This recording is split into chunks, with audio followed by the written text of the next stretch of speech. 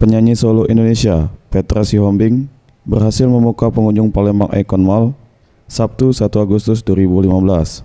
Dalam konser yang diundang salah satu bank swasta ini, Petra Sihombing membawakan 7 lagu andalannya, di antaranya Ini Cintaku, Thinking Out Loud, Semua Tentang Dirimu, Istimewa, Seperti Yang Kau Minta, serta lagu terakhir Main yang telah dinanti para pengunjung mall.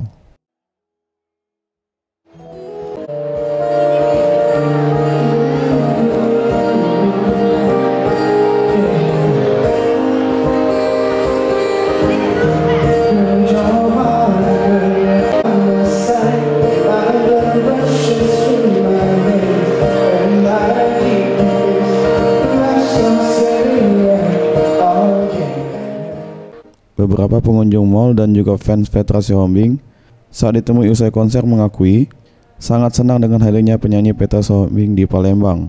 Mereka mengakui menyukai penyanyi ini sejak pertama kali lagu Main menjadi hits. Nampaknya manis banget, cakep, terus juga bagus lah, pokoknya menarik. Di SMP pernah udah suka sama Petranya. Ya.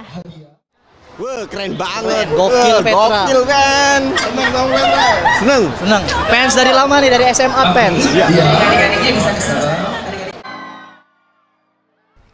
Reza Dinata, Sriwijaya TV.